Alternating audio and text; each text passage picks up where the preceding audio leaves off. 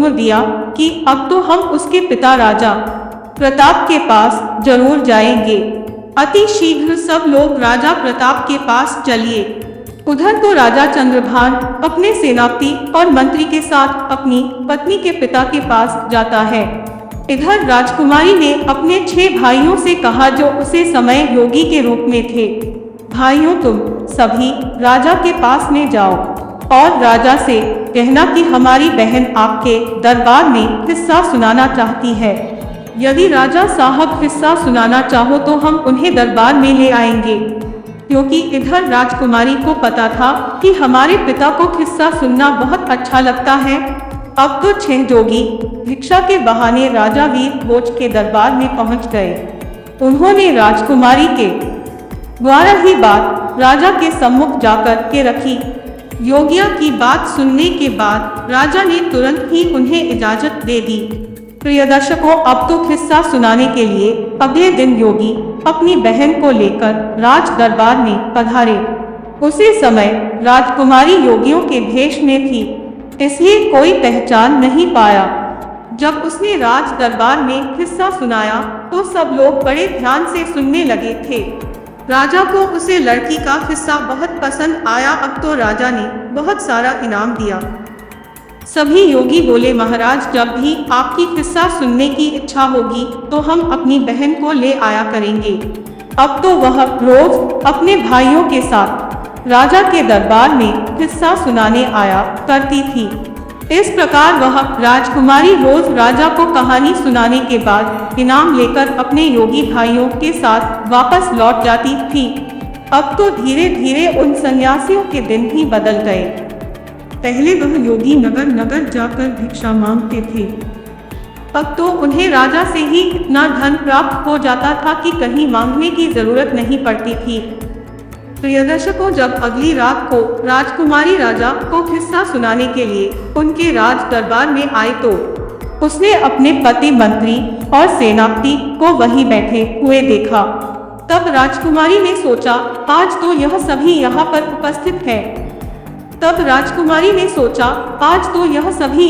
उपस्थित है।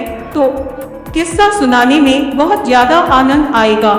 तब राजकुमारी पर्दे की आड़ में अपनी जगह पर आकर बैठ गई और अपने बाप से कहने लगी, राजा साहब, आज मैं आपके लिए एक बहुत ही दर्द भरी कहानी और किस्सा लेकर आई हूँ। यदि कहानी को प्रारंभ करने से पहले किसी को कोई जरूरी काम है तो अभी दरबार से उठकर जा सकता है, क्योंकि किस्सा सुनाने के दौरान यदि कोई व्यक्ति बीच में से जाएगा तो मैं इस समय अपना किस्सा सुनाना बंद कर दूंगी। तब राजा ने जवाब दिया, बेटी तुम सुनाओ, तुम जैसा कहोगी हम वैसा ही करेंगे। किस्से के बीच में से कोई दरबार में से उठकर नहीं जाएगा। प्रिय दर्शकों, अब तो राजा और दरबार के सभी दरबारी किस्सा सुनने के लिए बैठ गए। उसका पति और वह विश्वासघाती मंत्री और सेनापति भी था। अब तो राजकुमारी ने राजा के दरबार में अपना किस्सा शुरू कर दिया। कहने लगी है, सभा के लोगों, इस किस्से को ध्यान से सुनना। राजकुमारी सुनाने लगी कि किसी देश में एक राजा रहता था जो बड़ा ही जालिम राजा था। उसे राजा को अपनी पुत्री से बहुत ज्यादा नफरत थी। जब एक दिन उसकी यहाँ एक बेटी ने जन्म लिया तो उसने अपनी बेटी को अपने बेटे के हाथ जंगल में मरवाने के लिए भेज दिया था। राजा ने अपने बेटे को हुक्म दिया था कि उसे बेटी को मारने के बाद उसकी आंखें निकाल लाना और वह आंखें निकाल कर मुझे लाकर दिखाना। अब तो राजा प्रताप उसकी कहानी को सुनने के बाद में सोचने लगे, यह तो मेरा ही किस्सा है। खुश होकर के राजा प्रताप ने उन जोगियों के पास में अपनी मोतियों की माला फेंकते हुए कहा, इसको अंत तक जरूर सुनाया जाए। प्रिय दर्शकों, अब तो राजा की आंखों में पानी भर आया था, क्योंकि राजा प्रताप को अब तो अपनी करनी पर बहुत पश्चाताप होता था। फिर राजकुमारी ने आगे बताने लगी है, महाराज जब उसका भाई उसे मारने के लिए जंगल में ले गया, उसके भाई ने उसे राजकुमारी को उसे बहन को नहीं मारा और जंगल में अपनी बहन को छोड़कर वापस राजभवन के लिए लौट गया। अब यह जानकर के राजा थोड़ा प्रसन्न हुआ। राजा मन में सोचने लगा, शायद हो सकता है आज भी मेरी बेटी जिंदा हो। इधर वही राजकुमारी अपने किस्से को सुनाते हुई आगे बोली, जब उसका भाई उसे लड़की को जंगल में छोड़ आया, तब वह बेचारी भूख प्यासी इधर उधर भटकने लगी। भूख लगने पर वृक्षों के पत्ते और फल फूल खा लिया करती थी। इसी तरह से वह अपने आप को जीवित रखती थी। इस प्रकार से जंगल में रहते रहते उसे बेटी के तन पर एक भी वस्त्र साबुत नहीं बचा था। और कहीं से एक दिन घूमता हुआ घोड़े पर सवार एक आदमी आया। वह आदमी किसी देश का राजा था। उसकी नजर जब उसे लड़की पर पड़ी तो वह लड़की निर्वस्त्र थी। उसे राजा ने लड़की को अपना बदन ढकने के लिए अपनी चादर दे दी और वहां से उसे अपने नगर बुला ले गया और बिना कुछ जाने राजा ने उसे लड़की से विवाह कर लिया। प्रिय दर्शकों, रानी ऐसा किस्सा सुना रही थी। किस्से के बीच में अपनी कहानी को सुनकर राजा चंद्रभान समझ गया कि यह तो मेरा ही किस्सा है। उसने भी खुश होकर के एक मोतियों की माला योगियों के पास फेंक दी और बोला, यह किस्सा जारी रखा जाए और यह किसका अंत तक होना चाहिए। तब आगे राजकुमारी कहने लगी, अब तो वह लड़की किसी राजा की रानी बन चुकी थी। राजा की रानी बनने के बाद में उसे लड़की की कोख से 2 बेटों ने जन्म लिया था। एक दिन उसके पति ने अपनी पत्नी से उसके जीवन की पूरी घटना पूछी कि तुम कौन हो और उसे जंगल में निर्वस्त्र क्यों भटक रही थी। तब उसे लड़की ने अपने आप अपने पति को बताए। यह सुनकर उसका पति बड़ा दुखी हुआ। उसका पति दिल का बहुत अच्छा इंसान था। यह जानकर कि उसकी पत्नी का एक राजा पिता भी है, उसे उसके पिता से मिलने के लिए उसे राजा ने अगले दिन तैयारी की। लेकिन उसने एक गलती कर दी। उसने अपनी पत्नी और बेटों की सुरक्षा के लिए स्वयं न जाकर अपने मंत्री और सेनापति को उसके साथ भेज दी थी। और यह उसकी सबसे बड़ी भूल थी, क्योंकि कहते हैं चाहे कोई कितना ही सदा क्यों ना हो, अपनी जवान स्त्री, जवान बहन, जवान बेटी को किसी दूसरे पर भरोसा करके उसके साथ भेजना नहीं चाहिए और ना ही उसके पास छोड़ना चाहिए, चाहे वह कितना ही वफादार और विश्वास पात्र हो। मगर जब वासना दिमाग पर हावी होती है तो सारी वफादारी सर विश्वास धरा रह जाता है। और स्त्री तो वैसे भी पुरुष के लिए आकर्षण का केंद्र होती है।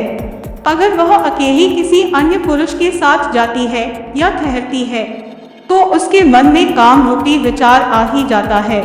बोलकर भी कभी अपनी बहन बेटी किसी अन्य के साथ नहीं छोड़ना चाहिए, खास करके तब तो और भी नहीं छोड़ना चाहिए जब कोई पुरुष जवान हो, सुंदर हो, अकेला हो। कहते हैं स्त्री धन और विद्या यह जिसके पास रहती है उसी की हो जाती है। राजकुमारी इधर राजा प्रताप के दरबार में अपना किस्सा सुना रही थी। राजा प्रताप और राजा चंद्रभान उसे किस्से को बड़े ध्यान से सुन रहे थे। राजकुमारी आगे कहती है कि उधर उसे राजा ने अपनी बनी और बच्चों को मंत्री और सेनापति के साथ भेज दिया था। सफर ज्यादा लंबा था तो चलते चलते जब रास्ते में सूर्यास्त हो गया तो उन्होंने वहीं रुकने का निश्चय किया।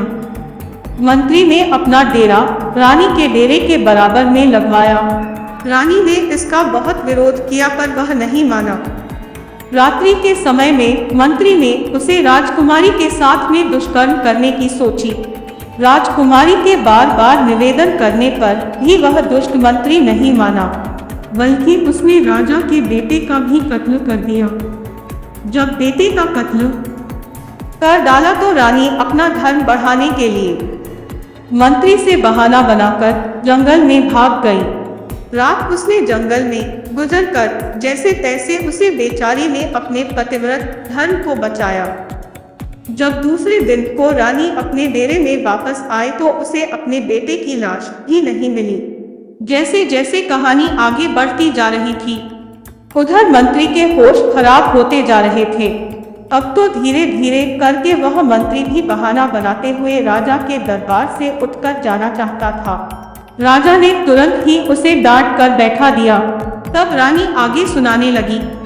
अब दूसरे दिन को जब वहां से आगे को चले और एक जगह रास्ते में फिर डेरा तंबू लगाए, तो उसे रात से नापती देरी में घुसकर दुष्कर्म की लालसा से रानी के पास जा पहुंचा। रानी ने पहले तो उसे खूब ललकार कर समझाया कि वह यहाँ से चला जाए, लेकिन वह दुष्ट लौटने को तैयार नहीं हुआ। रानी ने उसे अपने छोटे बेटे की कसम दी। यह कहानी सुनकर सेनापति भी घबराने लगा। सोचने लगा, यह तो मेरा भेद खुल रहा है।